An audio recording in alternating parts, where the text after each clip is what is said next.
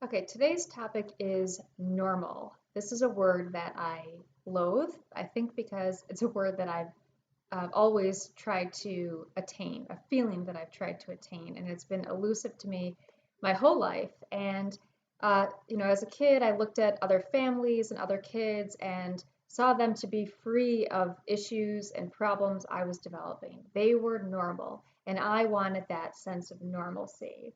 And people used to say, and I think it's still a very common phrase out there, that there is no normal, that every person has issues, every family has issues, that the white picket fence scenario just doesn't exist. And somehow this doesn't make me feel any better, that I still feel screwed up. I am uh, burdened with issues, I would say, starting from when I was a little kid. Now, I am way, way better today, but these issues have always been with me from the time I was a little kid. So, my mother was an alcoholic. My father worked quite a bit when I was a kid. And so, my sister and I really felt the effects of our mother's alcoholism. Now, I was an only child until I was 14. So, when my father was working quite a bit at night, my mom and I had a pretty isolated life. I had a pretty lonely childhood, I would say.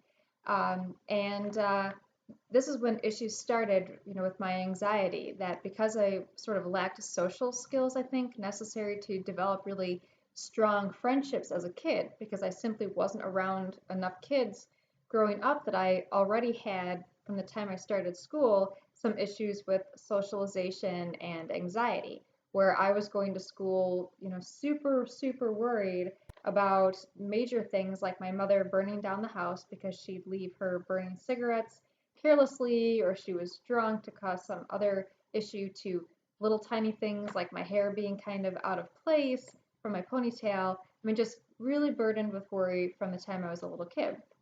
And one of the ways that I coped with this, like looking back, I think is kind of interesting, and maybe sheds light on what a dork I was and still am, is I spent a lot of time with these animal families called Calico Critters. And I had this elaborate village that I built in my parents' basement. And every day after school, I'd, hurry up and do my homework. And then I would write these screenplays and have the animal families act them out. And I was so in love with how I could use humor and my characters and solve these problems for them to create a sense of normalcy by the end of the episode or whatever.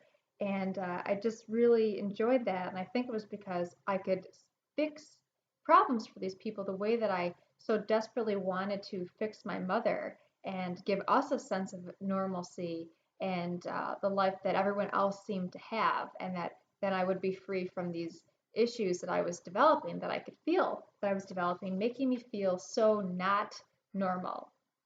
And so this kind of intensified as I grew up. As a teenager, I started noticing people seemed a lot more confident than me, that I had issues with self esteem, maybe self worth.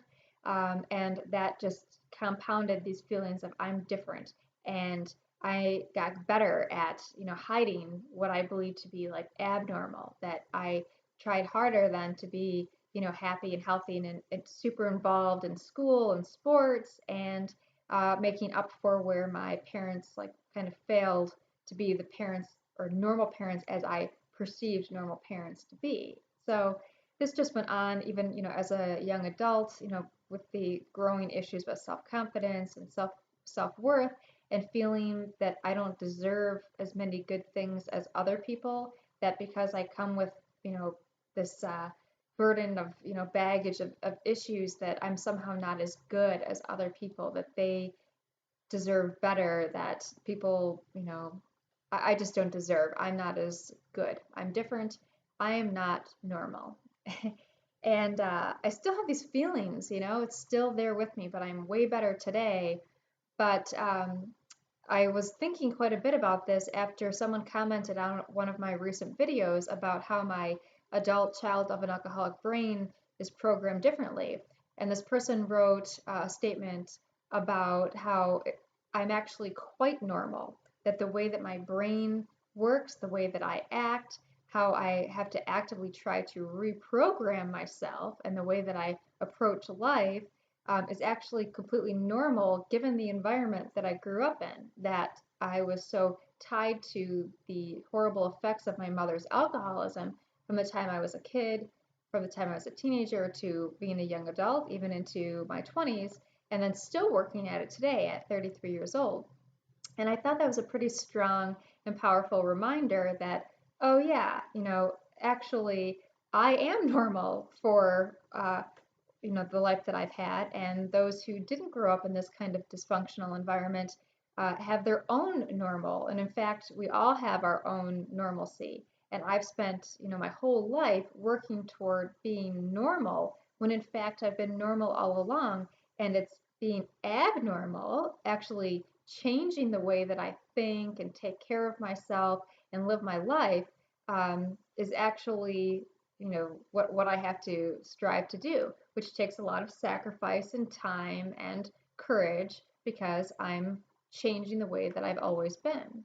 And so I thought that was a pretty powerful statement, and I hope that those who are around ACOAs and others from this environment keep that in mind, that this is normal. That 1 in 4 or 1 in 5, depending on the research that you follow, grow up in this kind of environment, and therefore these similar issues that we face, with trust and self-confidence and anxiety, and my issue with never feeling satisfied with anything that I do, is all pretty common actually, and that is the normalcy that comes from growing up with an alcoholic parent or in another kind of dysfunctional home environment.